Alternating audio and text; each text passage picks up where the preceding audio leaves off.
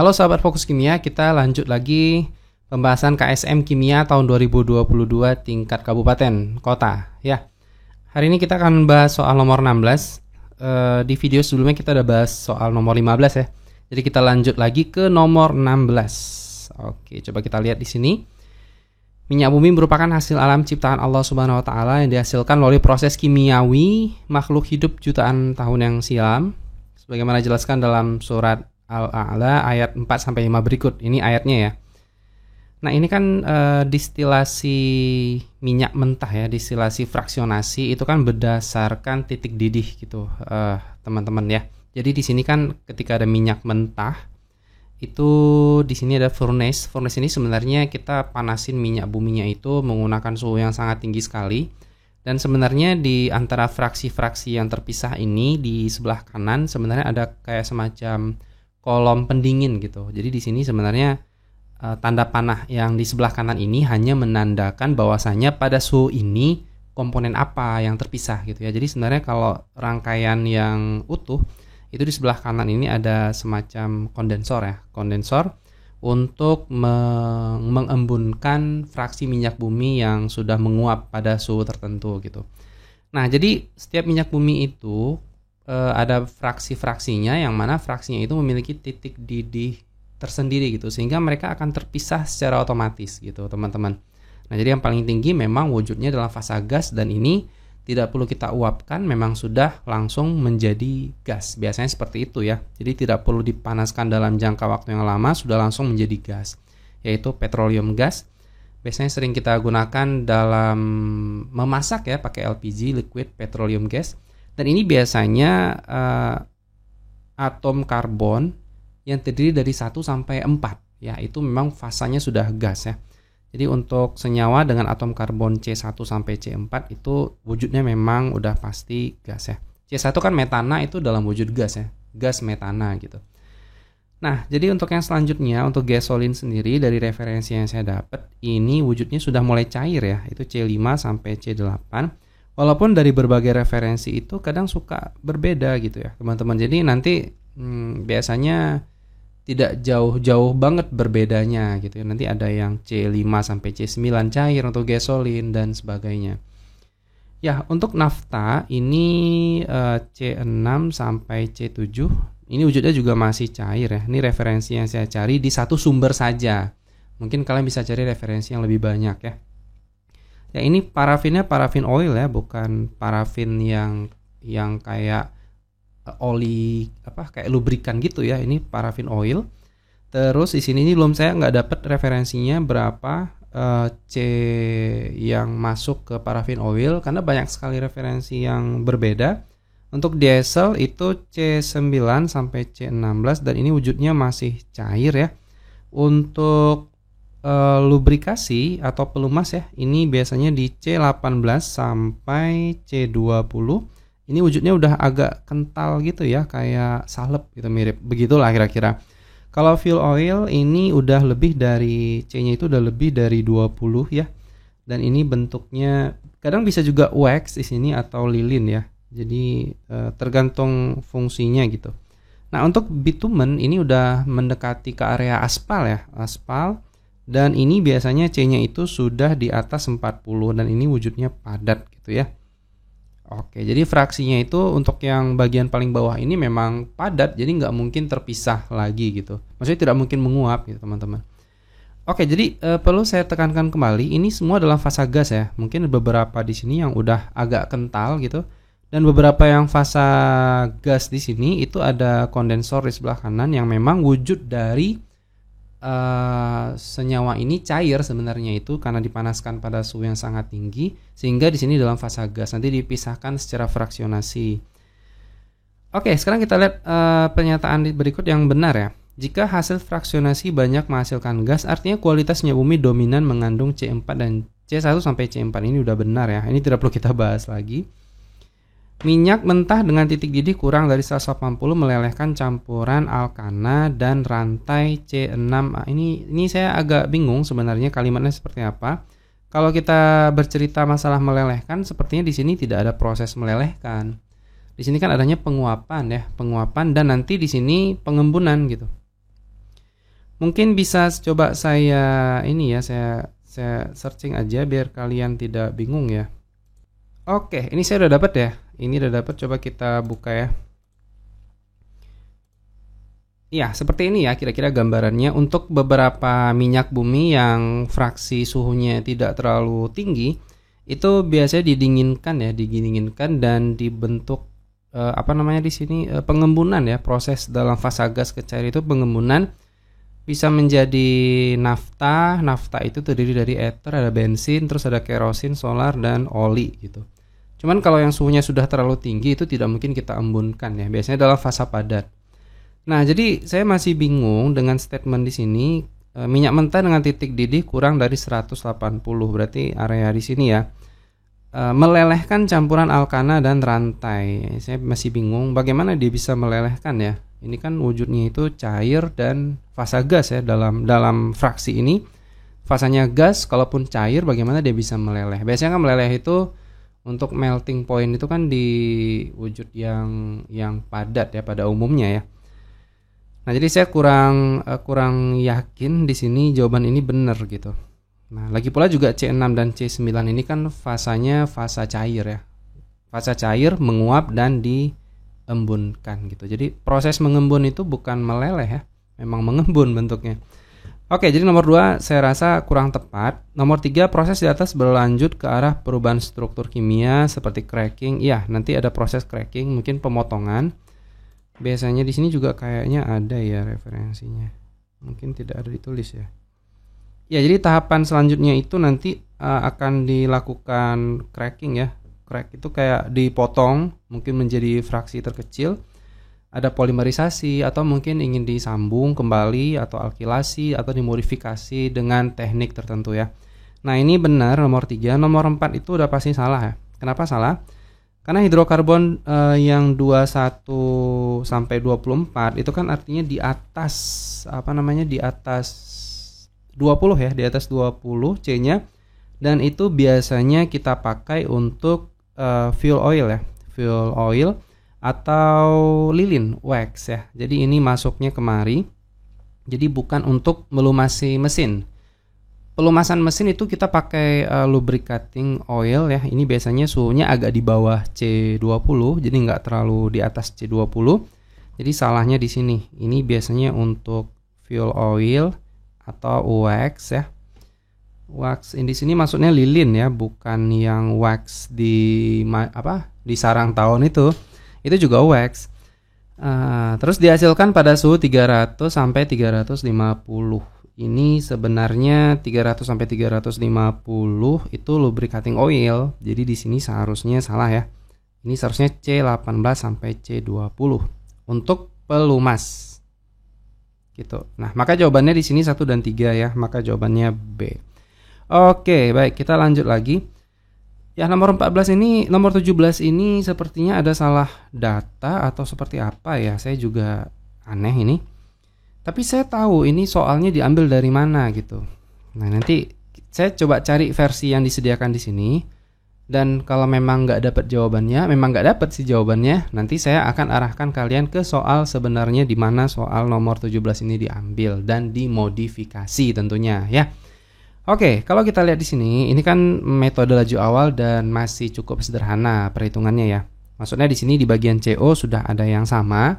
Jadi kita bisa langsung mencari orde si HB dengan mengambil CO yang sama ya. Saya tulis aja di atas ini ya. Jadi untuk kita mencari orde si HB ya, kita bisa menggunakan Kita bisa menggunakan percobaan 1 dan 3 ya. Karena di sini kan si CO-nya sama 1 dan 3. Kita langsung bandingkan saja 2,21 per 4,42 ya pangkat X. Di sini berarti 1 per 1 pangkat Y sama dengan 0,619 dibagi dengan berapa tuh 1,24 ya. Ini saya ambil dari sini. Ini 1, ini 3 gitu kan. Ini 1, ini 3. Ini saya tulis saja deh ya. Ini percobaan 1, 2 dan 3 gitu ya. Ini percobaannya lupa dia nulis kali. Nah, jadi sekarang kita bisa sederhanakan yang sudah kita tulis tadi ya. Jadinya seperti ini. Ini kan 1/2 ya. 1/2 pangkat X. 1/1 sama, jadinya Y saja. Di sini berarti 1/2 juga. Maka X sama dengan 1 kan ya. Nah, di sini masalahnya. Kita mau menyisipkan nilai X-nya ke percobaan yang selanjutnya, atau kita pakai pendekatan logaritma juga hasilnya tidak cocok untuk statement di pilihan jawaban. Coba kita ambil percobaan ini kan nggak ada yang sama lagi HB-nya. Saya ambil aja percobaan sembarang ya, misalkan 1 dan 2 nih. Saya coba untuk cari orde CO dengan menggunakan percobaan 1 dan 2 gitu ya. Saya masukin terus ya, 2,21 3,315 pangkat X ya, di sini berarti 1/2 pangkat Y, di sini jadinya 0,619 per 2,814 ya. Ini ordernya kan 1 tadi ya. Saya langsung bagi aja boleh ya. Ya, saya sudah coba bagi. Oh, enggak, saya bagi ya. Saya arahkan aja ini, saya arahkan aja kemari deh. Jadinya begini.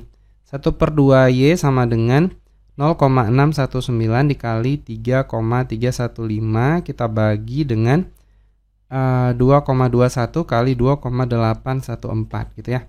Nah, ini setelah saya cari, kalau 1/2 itu kan berapa 1/2? 1/2 itu kan jadinya 0,5, betul ya? Iya, ini 0,5 ya. 0,5 pangkat Y. Nah, yang sebelah kanan ini sudah saya coba cari dan dapatnya itu adalah 0,329 dan ini kan tidak sama ya. 0,5 dengan 0,329 kan nggak sama nih nilai tengahnya. Berarti eksponen Y-nya ini kan nggak bisa kita cari. Kita lakukan pendekatan logaritma, kita pasang log di sini, log di sebelah kanan juga Y-nya itu dapatnya berkoma gitu. Sedangkan di pilihan jawaban ini kan bukan orde yang kompleks begitu. Coba kita kaji ya bagian ordenya. Bagian jawabannya maksud saya. Yang A coba lihat. Jika CO tetap, HB diperkecil 3 kali, maka reaksi 6 kali lebih lambat. Ini kan kalau kita lihat HB diperkecil 3 kali, maka reaksi 6 kali lebih lambat. Nah, ini kan berarti bukan pangkat yang berkoma-koma begitu, ya kan? Ini kan kayak kelipatan dari 2 gitu, kelipatan dari 2, maka reaksi 6 kali lebih cepat. Kayaknya mungkin pangkat berapa gitu. Rumit juga sih pangkat berapa ya, 3 menjadi 6. Tapi kan bukan pangkat yang harus berkoma-koma gitu. Nah, kalau yang B coba kita lihat, laju reaksi. Nah, ini kan tergantung persamaan lajunya.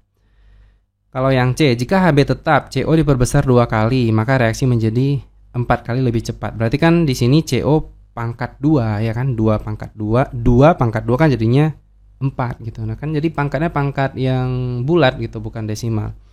Kalau yang D, satuan konstanta laju reaksi adalah mikromol min 1 L S min 1. Ini kan kalau kita balik jadinya seper mikromolaritas per second ya kan. Berarti kan ini satuan dari konstanta laju orde 2 gitu, orde 2. Nah, jadi intinya dari pilihan-pilihan jawaban ini sebenarnya mengarah ke pangkat yang bulat gitu, bukan desimal. Nah, jadi saya berasumsi, ini berasumsi saya. Nggak tahu kalau kalian mungkin dengan teori kalian bisa ngedapatin order di sini, itu terserah kalian. Kalau saya menyatakan soal ini ada yang salah data. Nah, jadi bagaimana sebenarnya soal yang sebenarnya? Ya, soal nomor 17 ini diambil dari soal OSP, Olimpiade Sains Provinsi, untuk yang bukan yang madrasah ya, yang OSN tahun 2009. Jadi OSP tahun 2009. Kita buka ya soalnya. Ya, OSP tahun 2009, seleksi tingkat provinsi ya. Dan itu soalnya sama persis. Naskahnya cuma dibedakan nih dia. Soal nomor 6 tentang gas pencemar beracun CO ya. Coba kalian perhatikan angkanya sama nih, 2,21, 1,00, 0,169. Ini kan sama dengan yang tadi, ini yang atas. Ya, naskah di atas mungkin bisa dimodifikasi aja teksnya. Terus yang bawah ini sama nih, 4,42, 1,00, 1,24. Ini sama dengan yang nomor 3. Tapi yang nomor 2 ini salah. Maksudnya mungkin dia ingin memodifikasi, si pembuat soal ini ingin modifikasi soalnya. Namun mungkin ada kesalahan timing atau saya yang salah. Nah, ya. Jadi yang nomor 2 ini agak beda dengan data ini. Seharusnya 4,42 juga. 3 dan 3,71. Nah, jadi ini berbeda. Oke, sekarang saya anggap soal ini untuk saya nggak bisa jawab karena error informasinya salah. saya menyesuaikan tabel ini dengan tabel soal tadi. Boleh ya? Ini izin, oke? Ya, izin saya ganti. Ini saya ganti dengan 4,42 sesuai naskah ya. Ini saya ganti dengan 3 dan ini saya ganti dengan 3,71. Oke, sekarang soalnya jadi seperti ini dan kita cari ulang ya. Kita nggak perlu cari semua karena ini udah benar yang satu. Yang ini udah benar ya. Kita tinggal cari bagian orde untuk Y-nya gitu ya. Ya, kita bisa gunakan percobaan 2 dan 3 karena ini sama gitu ya. Oke, berarti untuk orde CO kita bisa gunakan percobaan 2 dan 3 ya. 2 dan 3 berarti di sini gimana nih? 4,42 per 4,42 pangkat X ya. Di sini berarti 3 per 1 pangkat Y. Terus di sini 3,71 per 1,24. Nah, jawabannya udah nampak nih. Ini bisa dicoret saja. Jadi di sini 3Y dan ini kalau kita bagi dapatnya 3 juga. Berarti Y-nya sama dengan 1. Maka persamaannya adalah V sama dengan K. HB pangkat 1 dengan CO juga pangkat 1. Dan ini adalah persamaan yang sudah kita dapat dari modifikasi tabel tadi ya. Oke, sekarang kita cek yang A. Nah, untuk yang A, di sini katanya jika CO tetap HB diperkecil 3 kali, maka reaksi 6 kali lebih lambat. Ini udah jelas salah banget ya. Ini kita buat 1 dan ini, yang diperkecil 3 kali adalah HB-nya ya. Berarti di sini HB-nya itu diperkecil 3 kali, CO-nya yang tetap. Berarti ini jadi 1/3, ini jadi tetap ya. Maka jadinya 1/3K gitu ya. Jadi salah, makanya jawaban A. Untuk yang B, kita tinggal masukin aja angkanya. Bukan dimasukin angkanya. Maksudnya untuk yang B ini kita bandingkan. Ini kan anggap aja percobaan 4 gitu ya. Ini kita anggap percobaan Ini kita anggap percobaan 4 ya. Ya, kita anggap ini sebagai percobaan 4 dan kita coba bandingkan aja dengan percobaan 1 2 3 di sini untuk kita bisa mencari apakah benar lajunya bakal seperti ini gitu. Saya ambil percobaannya itu biar mudah aja ya, biar cepat. Saya ambil percobaan 1 dan 4 ya. Jadi dengan 1 aja saya bandinginnya. Jadi saya bandingkan di sini percobaan 1 dan 4 ya. Oke, kita langsung masukin aja datanya ya. Berarti di sini gimana nih? 2,21 dibagi dengan 2 ya, pangkat 1. Di sini berarti 1 dibagi 1,5 pangkat 1 sama dengan berapa nih? 0,619. Di sini V keempat. Nah, kita kan pengen buktiin V keempat ini bener nggak? 0,945 gitu ya. Ya, kita atur aja ini berarti V4 sama dengan 0,619 kali 2 kali 1,5 kita bagi dengan 2,21 gitu ya. Nah, setelah saya cari tadi dapatnya 0,8402. Berarti salah ya. Ini bukan jawabannya. Ini juga bukan jawabannya. Oke, kita lanjut ke ke yang D ya. Kalau yang D sepertinya jawabannya udah bener yang D nih. Karena kan ini orde 2 ya. Kalau kita totalin pangkatnya 1 tambah 1 kan orde 2 gitu. Ya, cuman kita buktiin aja yang jawaban C. Katanya di situ untuk yang C, ketika HB tetap CO diperbesar 2 kali, maka reaksi 4 kali lebih cepat. Ini juga salah ya. Artinya di sini ketika HB tetap, berarti HB-nya 1 ya. Kalau tetap ini dibuat 2 kali, maka seharusnya menjadi 2 kali lebih cepat, bukan 4 kali lebih cepat. Ini juga salah gitu. Ya, jadi mungkin seperti ini maksud dari tabelnya. Kalau memang saya salah, mohon dikoreksi di kolom komentar. Nanti saya revisi di kolom deskripsi gitu ya. Makanya kalian harus sering ngecek deskripsi gitu. Jadi jangan nanti yang video sebelum-sebelumnya komennya panjang lebar, begini, padahal saya sudah revisi di deskripsi gitu. Oke, kita lanjut lagi nomor 18. Ya, jujur terus terang saya sangat menyerah gitu ya untuk menjawab soal nomor 18 karena saya nggak bisa bagus banget bahasa Arab. Jadi saya menggunakan Google Lens untuk menerjemahkan nomor 18 ini. Ya, jadi intinya dari nomor 18 ini adalah ada anak laki-laki yang pipis ya saat minum ASI, ceritanya begitulah kira-kira ya. Itu memiliki tingkat reaksi yang berbeda dalam melepaskan amonia. Jadi kan sebenarnya pipis kita itu akan terdekomposisi menghasilkan amonia dan proses terjadinya itu berbeda waktunya gitu. Jadi dan waktunya berbeda pada suhu yang tertentu dia prosesnya mungkin lebih lambat atau lebih cepat. Intinya tingkat reaksinya pasti berbeda. Jadi maksudnya di sini ingin dibedakan kenajisannya gitu kalau saya tangkap dari cerita di sini. Nah, ya. Tapi kebetulan cerita ini tidak dibawa secara integrasi ke pilihan jawaban. Jadi di pilihan jawaban itu ke kimianya yang di bagian bawah sini. Nah, kalau saya ambil kesimpulan dari teks di bawah ini, nanti mohon kalian berkonsultasi dengan guru bahasa Arabnya untuk topik ini ya. Saya nggak bisa menjelaskan lebih bagus gitu. Oke, jadi dari teks di bawah ini saya ambil kesimpulan bahwasanya informasinya itu gini. Pada saat T35 derajat itu ternyata hanya butuh 8 detik ya. 8 detik untuk proses pelepasan amonianya gitu. Jadi pelepasan amonianya kalau suhunya 35 itu hanya butuh waktu 8 detik saja.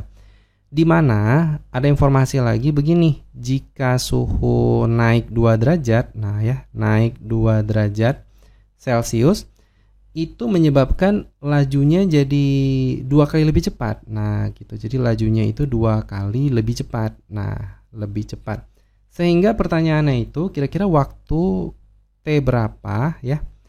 T berapa jika suhunya itu 39. Nah, jika suhunya itu 39 derajat Celcius, kira-kira waktunya bakal berapa nih yang dibutuhkan supaya amonianya bisa dilepas gitu. Ini sederhana sekali ya soalnya sebenarnya, tapi yang bikin ribet menerjemahkan ini gitu.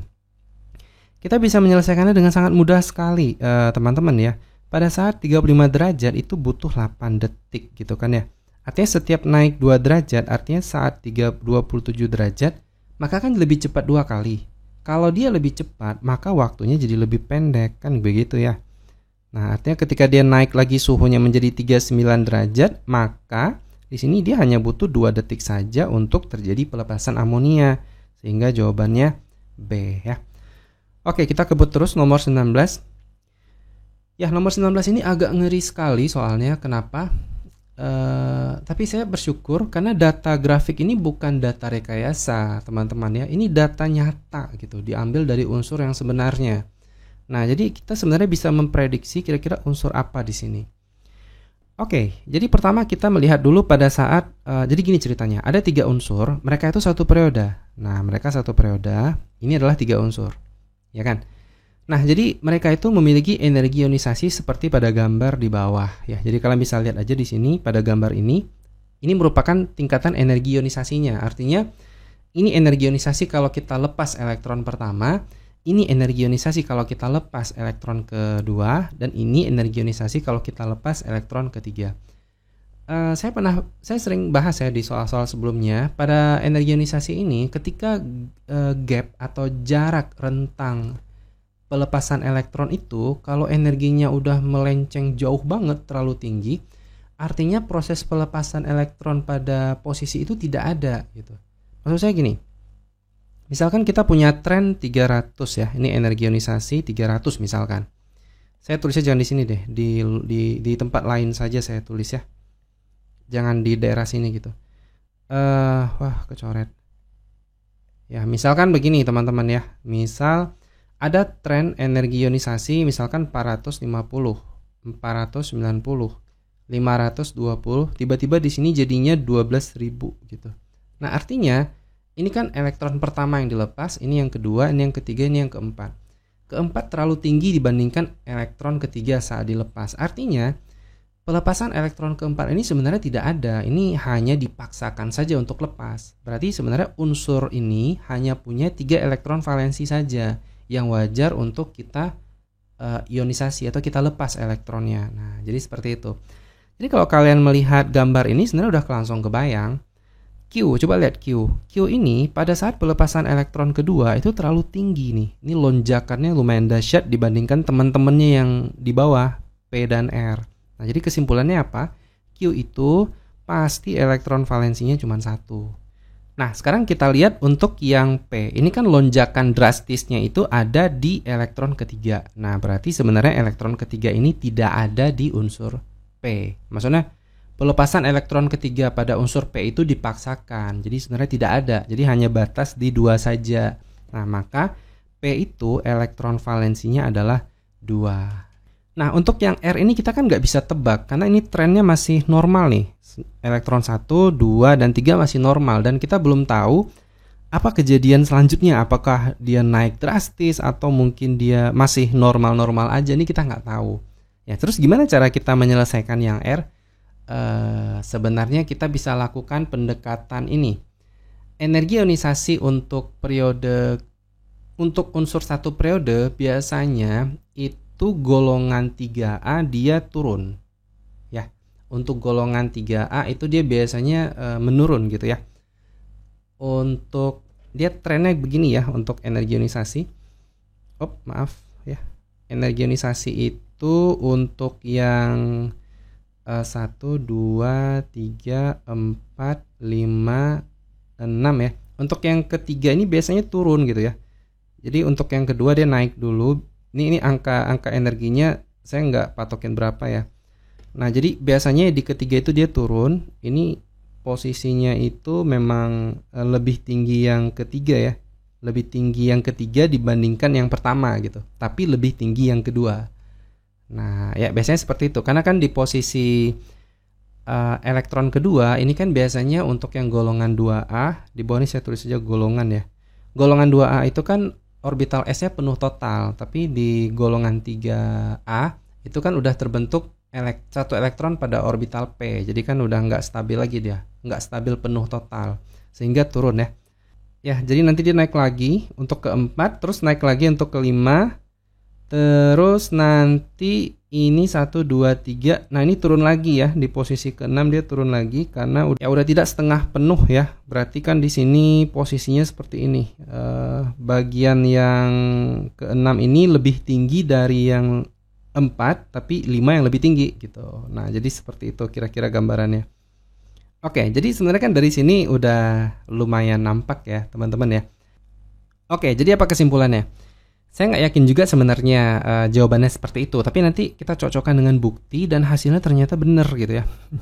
Maksud saya gini, coba kalian lihat yang merah. Merah ini kan lebih tinggi ya. Merah ini lebih tinggi dan dia EV2 ini kan berarti kita ambil aja lah ini periode 3 lah kita ambil ya. Biar mudah kita interpretasikan atau kita permisalkan. Berarti karena ada elektron valensi 2, anggap aja ini Mg gitu ya. Elektron valensi 1 kita anggap Na. Ini kan saya misalkan saja ngambil periode 3. Nah, kalau kita lihat Na ini kan lebih rendah. Berarti kan trennya cocok di sini ya, lebih rendah untuk yang valensi 1. Untuk Mg itu kan lebih tinggi dan saya asumsikan ini Mg di sini. Jadi ini Na, ini Mg dan saya curiganya untuk yang R itu kan dia berada di tengah nih. Nah, saya curiganya R itu adalah si AL kayak gitu. Ya, ini kebetulan saya ambil periode 3. Kalian bisa misalkan aja periode yang lain gitu ya. Nah, jadi saya curiganya ini adalah si AL. Memang agak sulit kita buktikannya karena kita tidak tahu kelanjutan dari si R ini apa gitu ya. Tapi untuk sementara bisalah kita tahan dia itu adalah AL gitu ya. Maka di sini EV3 kita anggap dia ini adalah AL. Oke, karena ini kan jaraknya nggak terlalu tipis ya. Ya, sekarang kita coba cari datanya. Saya coba cari data energi ionisasi dan di sini saya dapat data. Ternyata betul dugaan saya. Na itu lebih rendah dibandingkan Al. Al lebih rendah daripada Mg gitu ya. Kalau yang lain ini udah tinggi banget gitu. Nah, coba kita lihat yang tadi. Al lebih rendah. Na lebih rendah dari Al lebih rendah dari Mg. Kan cocok ini untuk energi ionisasi kesatunya. Coba kita lihat yang kedua. Yang kedua ini Na lebih tinggi dari Al lebih tinggi dari Mg, ya kan? Betul ya? Jadi kalau kita urut Na, Al, Mg gitu, bener ya? Coba kita lihat. Na ini paling tinggi ya. Al yang kedua tinggi, terus yang paling rendah adalah Mg. Paling rendah adalah Mg, kan betul ya? Nah, untuk yang periode ketiga ini tidak ditulis Kenapa? Karena di sini untuk di sini si Na-nya ditulis gitu ya. Seharusnya udah nggak ada lagi gini nilainya. Ya udah nggak masalah. Yang penting kita fokus ke area Mg dan Al saja. Mg itu lebih tinggi daripada si Al. Coba kita buktikan. Mg lebih tinggi daripada si Al. Nah gitu. Berarti benar ya dugaan kita. Berarti bisa kita tebak bahwa ini adalah unsur yang sebenarnya seperti ini gitu. Oke, sekarang kita bisa jawab urutan jari-jari atom ketiga unsur tersebut adalah P lebih besar dari R lebih besar dari Q. Ini salah ya. Seharusnya urutannya itu adalah Q atau si Na itu harus lebih besar dari si P itu Mg lebih besar daripada si R, si Al. Karena dalam satu periode itu semakin ke kanan jari-jari semakin kecil ya. Oke, terus yang B, konfigurasi elektron terakhir unsur R adalah Ns2np1. Ya, betul ya, karena Al ini kan dia golongan ketiga ya. Kalau golongan ketiga itu kan punya konfigurasi Ns2np1 gitu ya. Maka jawabannya udah pasti B. Yang ketiga, yang ke C maksudnya, keelektronegatifan Q lebih besar dibandingkan P. Seharusnya R yang lebih besar dari P, kan dia semakin ke kanan, keelektronegatifan semakin besar ya. Ini terbalik ya. Ini terbalik. Sedangkan yang nomor D, konfigurasi elektron unsur Q adalah QNA ya. Berarti kalau Na itu seharusnya Ns pangkat 1 gitu ya. Maka jawabannya adalah B. Oke, baik, kita lanjut terus supaya cepat selesai. Ini nomor 20 ya. Korozisi dapat berlangsung pada logam panduan tembaga atau baja karbon di dalam air laut. Ini proses perkaratan ya, teman-teman. Kalau kita perhatikan di sini, trennya itu selama waktu tertentu atau makin lama waktu, itu masanya jadi semakin berkurang kalau kita lihat di sini. Dari 80,65 menjadi 80,6. Berarti ini kurang sedikit-sedikit. Berarti kan untuk paduan tembaga itu lumayan stabil ya. Kalau misalkan material baja karbon di sini kan masanya turun drastis ya, signifikan sekali. 113,7 jadi 113,55. Walaupun berkurangnya itu 0, sekian ya. Nah, jadi yang penting terlihat drastis gitu, teman-teman. Apa kesimpulannya? Waktu mempengaruhi proses berkurangnya massa akibat korosi gitu, teman-teman ya.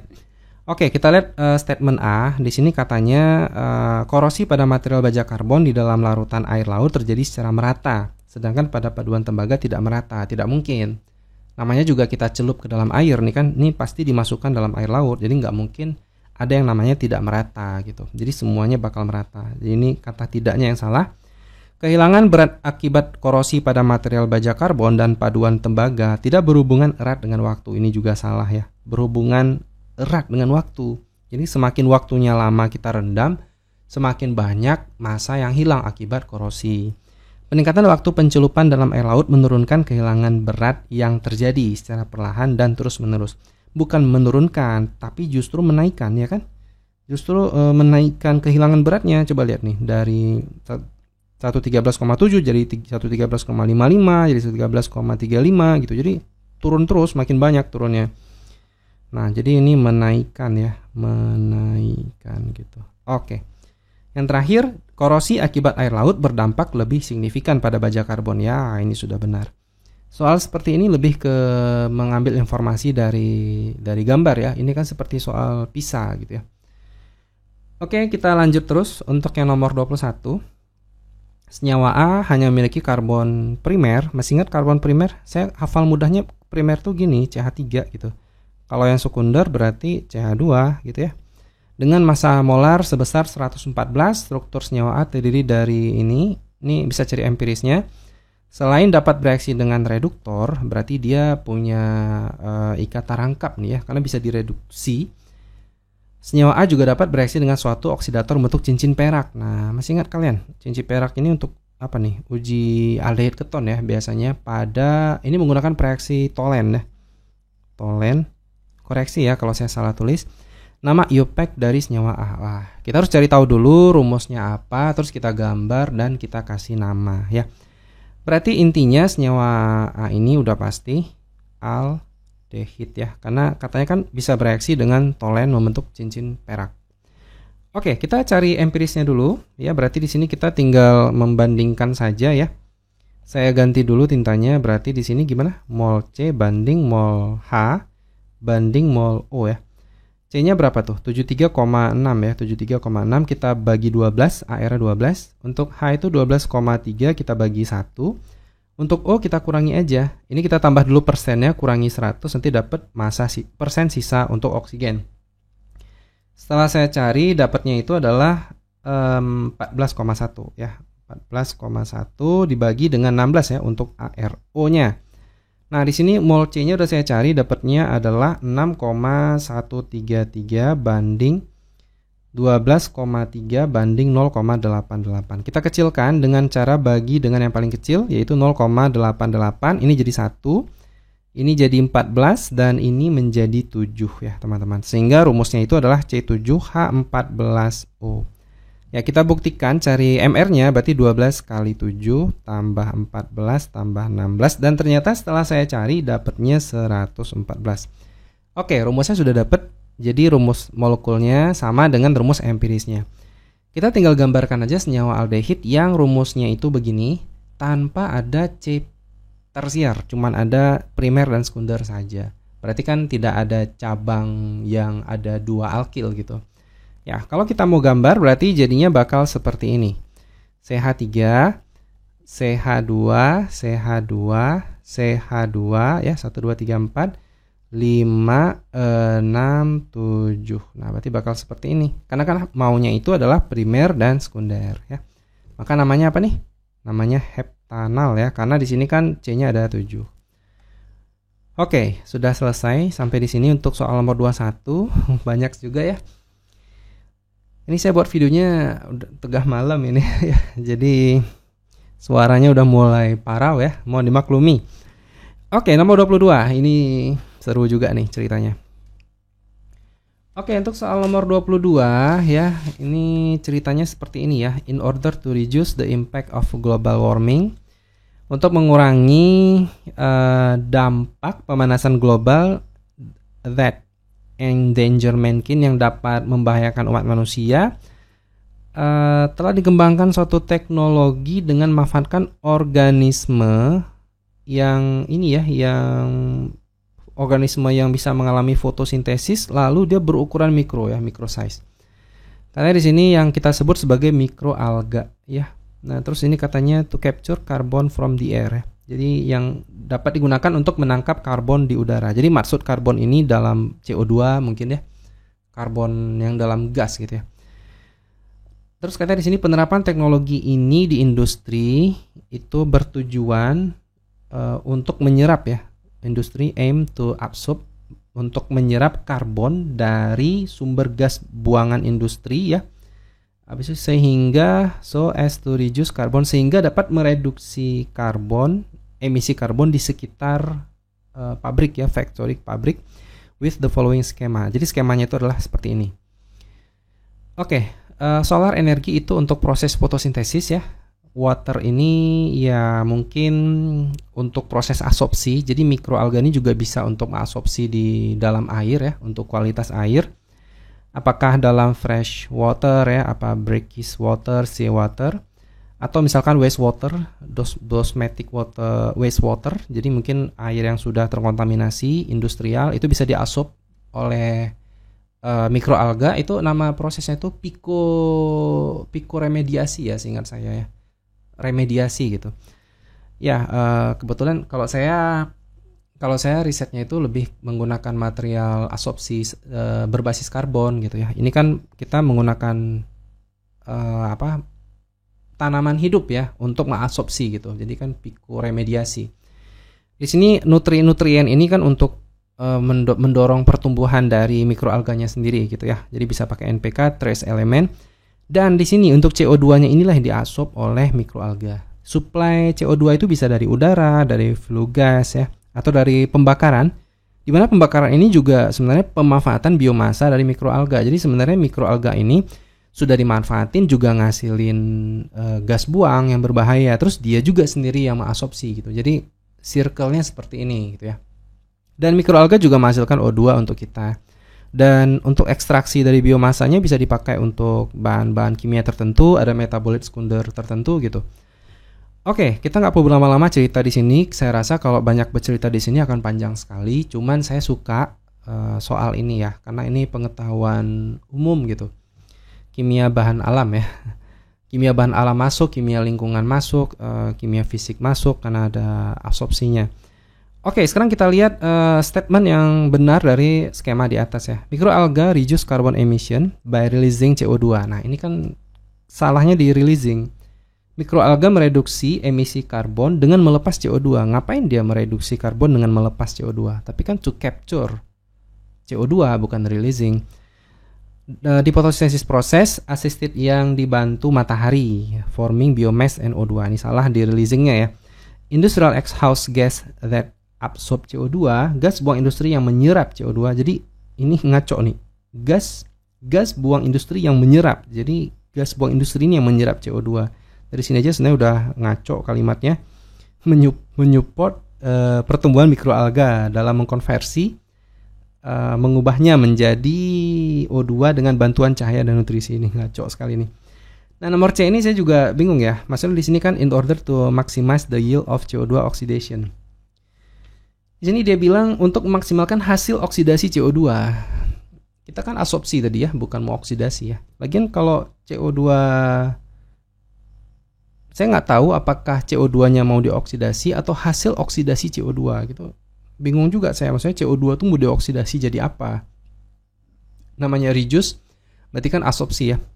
Mungkin bisa diturunkan biloxnya atau hanya sekedar absorpsi aja di material di bagian mikroalganya terus dibuang kemana kayak gitu. Mikroalga memberikan nutrien to produce biomass ya. Biomass diberikan nutrisi untuk menghasilkan sumber energi biomasa dan melepaskan O2. Saya kurang setuju di bagian di sini. Seharusnya diganti kalimatnya. Cocoknya itu di sini reduction of ya. Kalau saya pribadi cocoknya di sini kan mana dia? Bukan yield of ya. Oxidationnya kita coret, di sini kita tulis the reduction. Nah, jadi in order to maximize, dalam rangka untuk memaksimalkan reduksi dari CO2. Nah, mikroalga itu kita beri nutrien supaya dia bisa tumbuh menjadi besar dan memiliki daya absorpsi tinggi. Kalau D dapat pasti benar ya. Teknologi D ini apa? Teknologi dalam skema tersebut dapat mengurangi emisi CO2 ya. CO2 due to karena kemampuannya mikroalga untuk menyerap CO2, absorb CO2 dalam proses fotosintesis. Ya, jadi jawabannya itu D ya, teman-teman. Oke, kita lanjut lagi. Aduh, udah nih ya. Ya, nomor 23 itu proses anti-esterifikasi ya atau hidrolisis dari glyceryl stearopalmitoleat ya. Jadi kita menghidrolisis ester, biasanya pakai H2O. Ya, ini hasilnya seperti apa? Ya, kita tinggal potong aja di bagian esternya ini, alkilnya ya. Ini kan sebenarnya bagian alkil dari, ini kan OH sebelumnya karboksilat ya. Nah, kita potong jadi gliserol sebelah kirinya. Ini CH2OH. Di bawah ini CHOH ya. Terus di sini CH2OH gitu. Nah, terus produk sampingnya adalah kita dapat asam lemak baru ya. Asam lemaknya ini kebetulan beda-beda jenisnya, CH216CH3. Di sini juga ada OH, CO, di sini berarti CH214CH3 tambah ini berarti OH, di sini CO, ini berarti CH27CH rangkap CH asam lemak jenuh nih berarti ya. CH27CH3. Oke. Ada 3 jenis asam lemak di sini dan gliserol. Jadi jawaban nomor A benar, diminta yang salah ya. Untuk yang nomor A ini benar. Untuk yang B juga benar, ini gliserolnya, gliserol. Untuk yang D ini salah. Ini kenapa OH? Seharusnya COOH ya. Untuk yang D ini benar. Hati-hati jangan terkecoh. Di sini 13, di sini 14. Kenapa coba? Ya, karena dikeluarkan 1 C-nya. Jadi CH3 ini yang bagian ini. Bisa ya? Oke, jadi jawabannya itu adalah C yang salah ya. Diminta yang salah kebetulan. Aduh, ya, nomor 24 ini lagi nih nomor 24 nih, aduh, banyak kontroversi ya. Kita bahas pelan-pelan ya. Artinya nanti kalau saya ada yang salah, sampaikan di kolom komentar ya. Suatu perhiasan dengan bahan logam tembaga hendak dilapisi perak untuk meningkatkan kualitasnya melalui proses elektrolisis. Untuk itu, maka ke dalam 500 ml larutan AgNO3 1M dialirkan arus 4 ampere selama 4 menit dengan menggunakan AU sebagai anoda dan CU sebagai katoda. Nah, jadi AU-nya nggak teroksidasi ya. Jadi hanya sebagai current collector aja untuk si bantuin Ag-nya reduksi ke Cu gitu. Jadi AU-nya nanti mengalami reaksi oksidasi yang lain gitu. Jadi bukan AU-nya yang teroksidasi. Nah, di sini ada kalimat seperti ini. Ini arusnya sudah ada ya. I-nya itu 4 ampere, untuk T-nya itu 4 menit ya. Nah, 4 menit untuk volume larutannya, volumenya itu 500 mili. Nah, gitu. Ada kalimat begini. Coba sama-sama kita pahami ya. Untuk perolehan lapisan yang tepat, nah ini, perlu diketahui derajat keasaman yang optimal. Artinya apa? Untuk perolehan lapisan yang tepat, perlu diketahui derajat keasaman yang optimal. Berarti kan derajat keasaman yang optimal ini adalah posisi pH saat sebelum proses. Benar nggak? Jadi sebelum kita lakukan electroplating, maka kita optimalisasi dulu pH-nya berapa, baru pelaksanaan. Artinya, derajat keasaman yang optimal ini bukan produk pH yang dihasilkan. Nah, saya mikirnya begitu. Karena proses oksidasi di anoda ini kan bisa dua versi. Bisa versi yang airnya teroksidasi, bisa OH-nya teroksidasi. Jadi gini, saya tulis ya, katoda. Katoda itu kan udah pasti ya reaksinya si Ag kan. Nah, kontroversinya di bagian yang anoda gitu. Jadi sama-sama aja kita diskusi. Nah, jadi di bagian anoda itu kan plus ya. Ada dua bentuk di sini. Jadi bentuk yang pertama saya tulis di atasnya aja ya. Jadi tipe 1 itu yang teroksidasi adalah OH-nya gitu ya. OH- menjadi 4 elektron tambah O2. Di sini ditambah H2O2 kali. Nah, ini versi yang pertama. Nah, untuk tipe yang kedua ya, itu bisa 2H2O menjadi 4H plus tambah 4 elektron tambah O2. Nah, kan bisa begini nih. Nah, saya berasumsi kalau yang tipe kedua berarti pH terbentuk saat proses electroplating. pH terbentuk saat proses electroplating. Nah, tapi kalau misalkan derajat keasamannya optimal, saya berasumsi bahwasanya kita ngatur dulu pH-nya di awal. Kita atur pH-nya di awal, baru proses electroplating. Kita atur pH-nya pakai buffer gitu, sistem buffer. Lagian, di soal juga udah ditulis, dia mengarahkan OH- ke anoda gitu. Nah, jadi otomatis reaksinya sepertinya OH- yang teroksidasi di anoda gitu. Nah, jadi seperti itu. Kita cari dulu, nanti kita akan kasih referensi yang lain. Nanti kalau memang ada yang ingin berpendapat, silakan berpendapat di kolom komentar ya. Nah, untuk sementara saya ambil tipe yang pertama ya. Berarti di sini 4 OH- ya. Menjadi 4 elektron tambah O2 tambah 2H2O. Jadi intinya sistem ini ada buffer borat atau buffer apa gitu, saya nggak tahu buffernya, yang mempertahankan pH di kondisi itu, baru proses electroplating berlanjut gitu ya. Ini tanya apa sih? Yang ditanya adalah pH larutannya. Nah, sekarang ya. Oke, sekarang kita mulai dari mol elektron dulu ya. Ya, di sini kita mulai mol elektron itu sama dengan I kali T per Faraday ya. Mol elektron berarti arusnya berapa? 4. Waktunya 4 menit kali 60 ya, dalam detik kita bagi dengan 96.500. Nah, setelah kita cari, dapatnya adalah 9,948 kali 10 min 3 mol. Ya, kita sudah dapat mol elektronnya. Sehingga apa yang terjadi, mol elektron tuh sama ya di kedua elektroda ya. Jadi kita butuhnya ke OH ini ya, berarti 4E kemari. Maka mol OH-nya juga bakal sama karena koefisien elektron sama dengan OH-. Ini jangan dikali 4 lagi ya. Karena kan bukan dalam satu reaksi kita cari perbandingannya, tapi kita meletakkan gitu. Ya, berarti di sini sama aja 9,948 kali 10 min 3 mol ya. Oke, terus kita tinggal cari apa lagi nih? Tinggal cari OH-nya. Nah, konsentrasi OH- sama dengan mol per volume Berarti 9,948 kali 10 min 3 kita bagi dengan volume 0,5 liter ya. Ya, setelah saya cari itu dapatnya adalah 1,9 berapa nih? 896 kali 10 min 2. Nah, ini adalah OH-nya.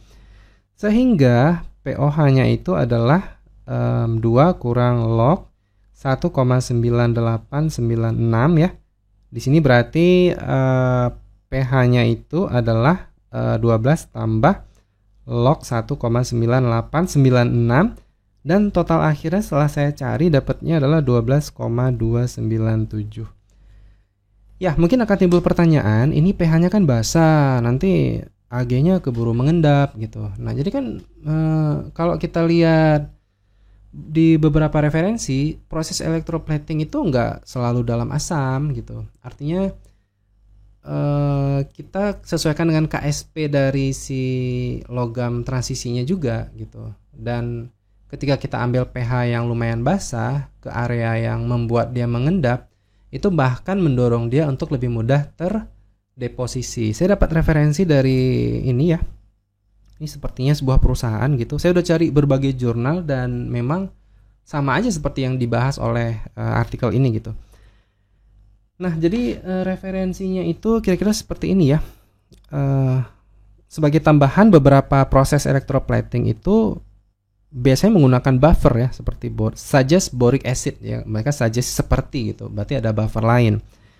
Dan pH optimal untuk electroplating proses itu bergantung pada metalnya juga. Metal yang bakal kita plating, terus bergantung pada solventnya juga, dan bergantung pada aditif yang kita gunakan. Jadi tidak bisa kita berpegang kalau logam transisi mengendap di area basah. Toh ini juga, ini kan perusahaan nih sepertinya, saya nggak tahu Sensorek ini apa, kayak jual-jual produk gitu ya. Oh, produk sensor ya.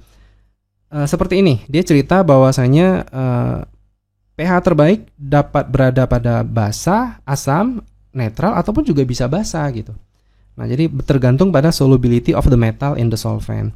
Nah, seperti nikel dan koper. Nikel dan koper itu kan dalam area pH yang terlalu basah dia bakal mengendap. Nah, koper jadi endapan biru. Tapi justru nikel dan koper ini dia dalam larutan asam itu dapat optimal beroperasi dalam proses electroplating itu di pH 3,8 sampai 4,2. Bahkan si nikel dan koper itu memang nggak bisa di area pH yang lebih tinggi ya. Kita mungkin asumsinya bahwa karena di pH tinggi si nikel dan koper bakal mengendap. Tapi itu kenyataannya untuk larutan yang basah itu juga bisa kita lakukan electroplating, khususnya menggunakan gold, zinc, dan chrome, yang mana ini dalam basah kan juga sebenarnya mengendap dan pH-nya 9 sampai 13. Nah, jadi saya tidak tahu seperti apa sebenarnya soal ini maunya. Dan saya asumsinya sih derajat keasaman yang optimal ini saya berpikir pH di kondisi awal gitu. Nah, sekarang gini, coba kita balik ya. Kita gunakan percobaan yang tipe oksidasi yang kedua. Ini kan kita balik aja sebenarnya.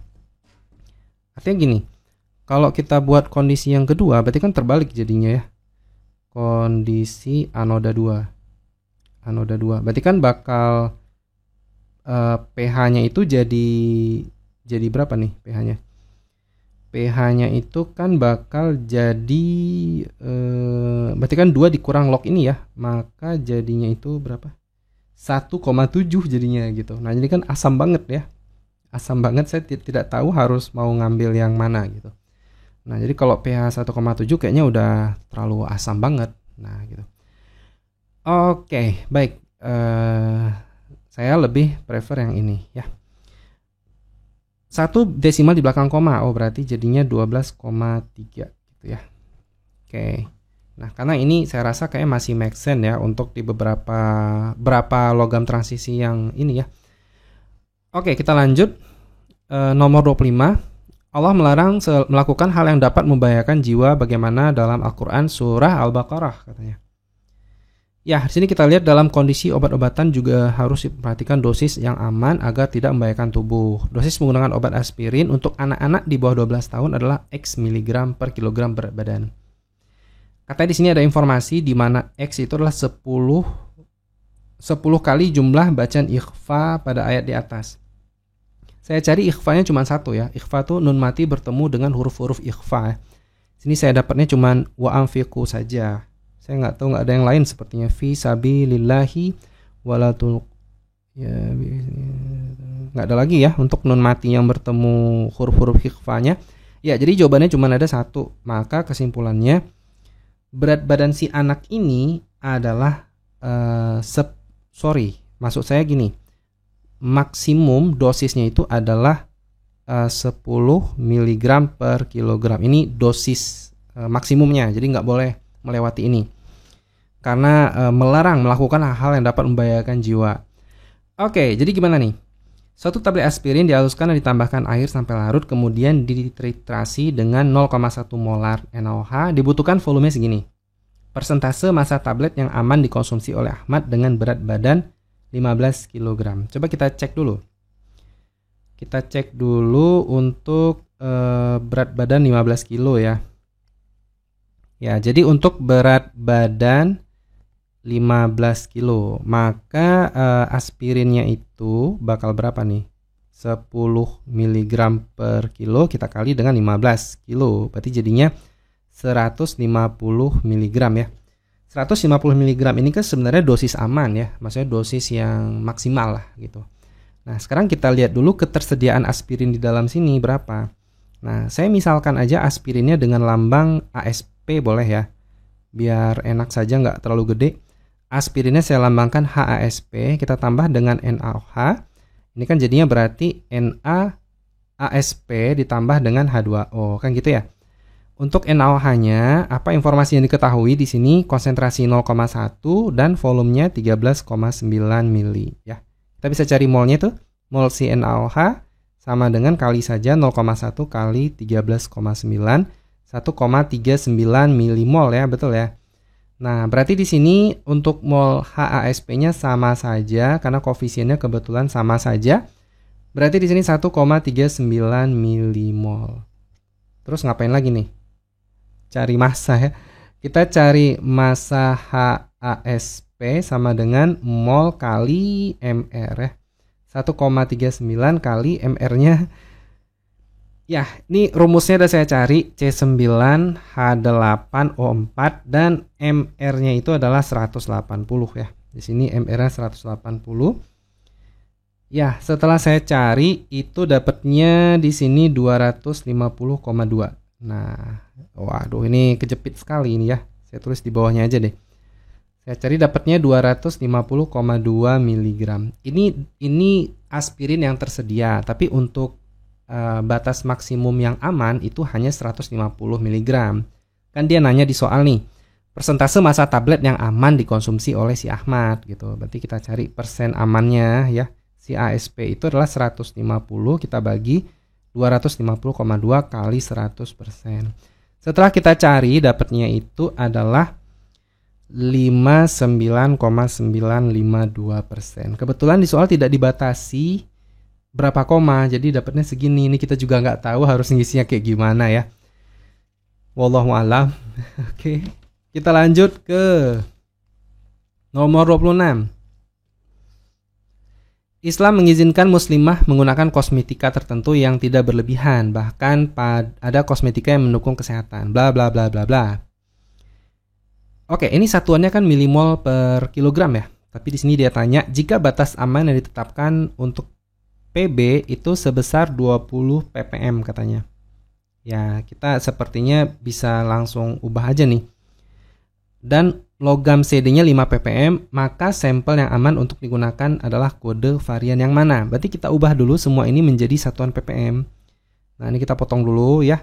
Ini kita potong dulu, saya tulis di sebelahnya dalam satuan ppm. Cara ubahnya gampang banget ya. Di sini kan kalau kita lihat mol per kilogram ya. Ini kan caranya gini aja, kita kali ya, kita kali dengan AR gitu. Kita kali dengan AR kan nanti bakal jadi miligram per kilogram kan gitu ya. Ya kan kalau dikali AR jadinya miligram per kilogram. Nah, miligram per kilogram ini kalau kita buat satuan volume di bagian bawah kan kilogram sama dengan liter. Jadi ini kan sama aja dengan ppm gitu teman-teman ya. Ya, jadi langsung kali aja dengan AR-nya. Ini berarti semuanya kita kali 207 ya. Ini kita kali dengan 112,4. Ini datanya sudah ada di sini. Ya. Saya tulis aja ya karena saya sudah cari. Ini 4,14, 23,184. Ini 107,226, 5,796, 9,108, 18,216, 5,8448 ya, 1,2364, berapa nih, 2,4722, sorry 8 ya. Nanti kalau salah dikoreksi. 5308 di sini 2,3604, 5,3952. Oke, jadi jawabannya itu langsung saja ya. Jawabannya itu adalah bagian E. Coba kalian lihat nih. Si PB-nya 9,108. Ini kan di bawah 20 ppm. Untuk si CD-nya 2,3604, ini di bawah 5 ppm ya. Jadi jawabannya E. Gimana, mudah kan? Ya, mudah ini sebenarnya. Oke. Nomor 27. Nabi Muhammad merintahkan kepada umatnya untuk berobat ketika sakit asalkan bukan dari benda haram. Nah, ini ada hadis ya, sepertinya memerintahkan. Magnesium hidroksida merupakan salah satu antasid yang telah diuji kehalalannya. Jadi KSP-nya sudah ada. Yang ditanya adalah magnesium hidroksida dapat larut maksimum pada pH 11. Kita cek sekarang. MgOH itu kalau terurai, ini solid ya, terurai menjadi apa? Mg2 plus aqua ya kan, tambah OH- aqua juga gitu ya. Berarti ini kan kalau kita buat pola solubility-nya aduh, S-nya begini. Ini udah ngantuk nih kayaknya. Oke. Di sini S, di sini Allah Rabbi. Udah ngantuk nih. Kayak mana tulisan 2S ya. Oke, jadi rumusnya kan KSP di sini kan. Ini kayak udah nggak fokus lagi nih ya. KSP sama dengan Mg2 plus OH- pangkat 2 ya. Berarti di sini S, di sini 2S pangkat 2. Berarti di sini jadinya 4S pangkat 3 adalah KSP, di mana S adalah akar 3 kali KSP per 4. Nah, gitu kan ya. Kita tinggal masukin aja KSP-nya berapa di situ? KSP-nya tadi 1,2 kali 10-11 bagi 4. Saya sudah cari, biar cepat saja ya. S-nya itu 1,44 kali 10-4. Itu baru S-nya. Kita butuh OH-nya. Nah, OH- sama dengan 2S kan ya. Berarti 2 dikali 1,44 kali 10-4. Maka jadinya di sini 2,88 kali 10-4. Kan gitu.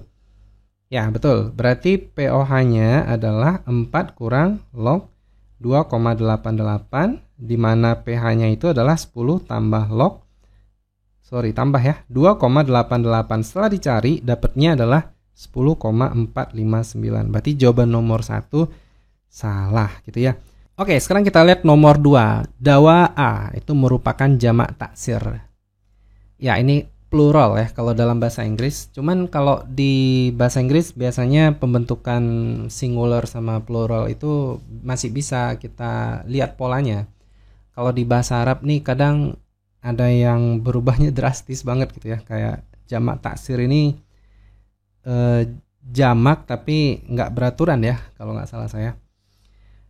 Tapi masih bisa ditebak polanya. Saya cari referensi tadi dawa A ini bukan bukan jamak gitu. Ini masih singular ya, atau isim mufrad ya. Jadi ini masih mufrad. Jadi masih tunggal, mufrad atau singular. Dan bentuk jamak taksir dari dawa A. Dawa A ini obat ya. Bentuk jamak taksirnya itu saya cari tadi adawiyatun ya. Nanti koreksi kalau saya salah ya. Oke, nanti coba dicek ya. Ini bentuk jamaknya, kalau ini masih mufrad, masih tunggal. Oke, ini sudah betul ya. Jadi nomor 2 ini salah maksudnya. Penambahan larutan alkali dapat meningkatkan. Nah, ini salah ya, bukan meningkatkan tapi menurunkan kelarutan.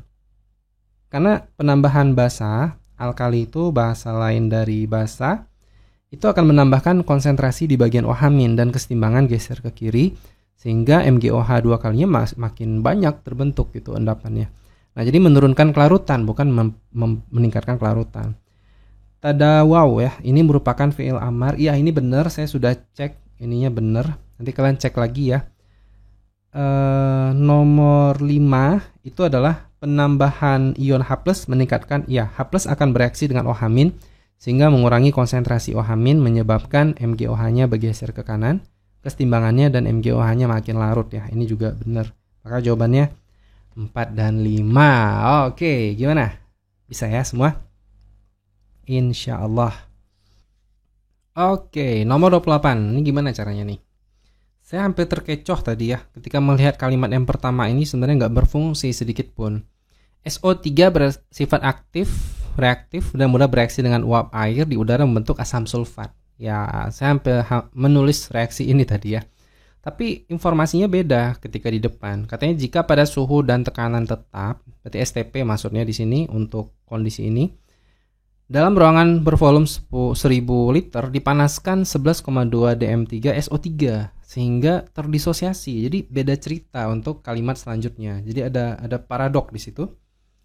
Kalau kita lihat di sini reaksinya itu sebenarnya adalah si 2SO3 yang fasa gas itu terurai menjadi 2SO2 fasa gas tambah O2 fasa gas. Kemungkinan besar reaksinya itu seperti itu ya. Kita buat analisanya yaitu mula-mula ya, reaksi dan setimbang. Ini kita coret saja. Dan kita masukin datanya di sini. Informasinya itu adalah apa nih informasinya? Katanya dipanaskan 11,2 dm3 SO3. Kita cari dulu mol dari SO3-nya. Berarti di sini bagaimana cara carinya ini? Di mana kita cari? Di sini aja lah ya. Mol si SO3-nya adalah 11,2 per 22,4 ya untuk STP. Jadinya 0,5 mol. Ya, kita masukin ini di mula-mula ya. Di mula-mulanya yaitu berapa nih? 0,5 mol. Terus katanya di sini hingga terdisosiasi 50%. Berarti 50% dari 0,5 adalah berapa? 0,25 mol ya kan?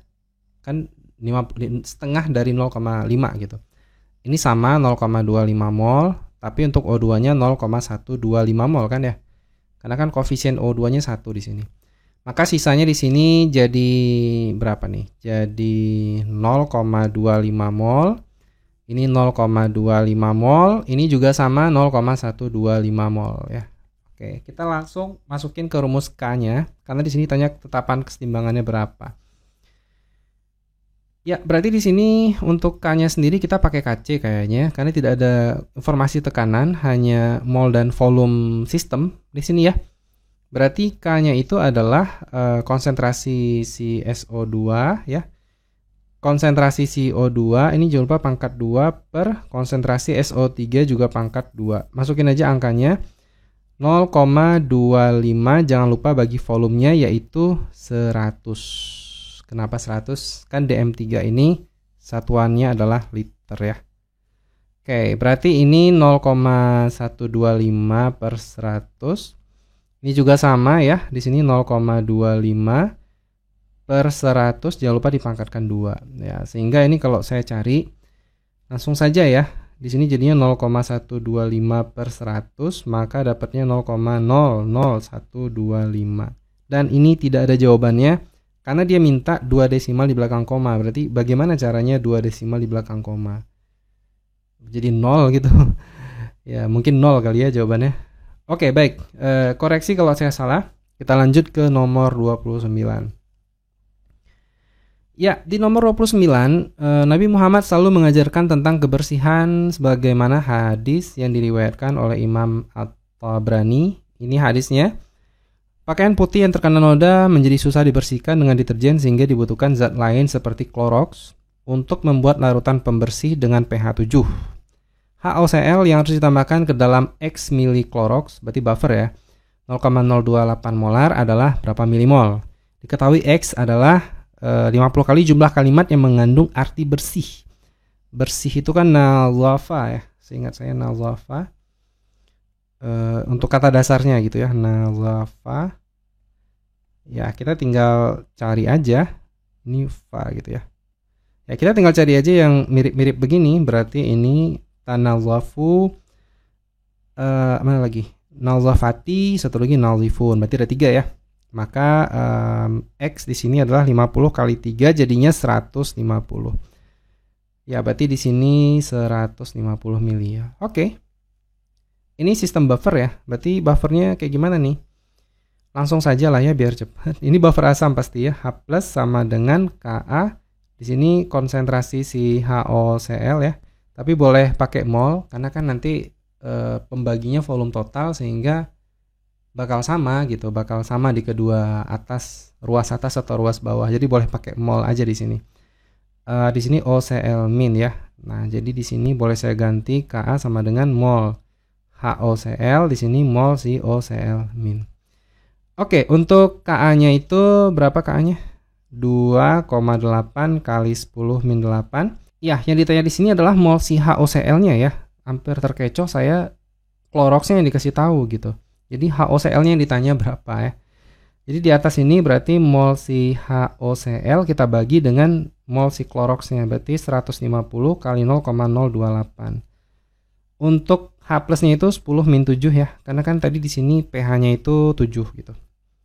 Nah, berarti ini kalau kita kali silang, berarti mol HOCl adalah 10 min 7 kita kali 150 kali 0,028 kita bagi 2,8 kali 10 min 8 ya. Setelah saya cari biar cepat, itu dapatnya pas 15 ya. 15 milimol ya dapatnya.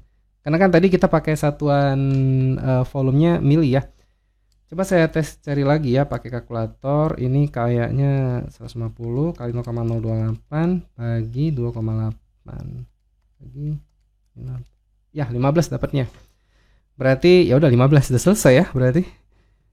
Ini udah milimol ya karena tadi kita pakai mililiter ya volume untuk di 150-nya ini. Oke, sudah selesai untuk soal nomor 29. Kita lanjut ke soal terakhir. Alhamdulillah hampir selesai ya. Kita bisa bahas soal-soal yang lain lagi.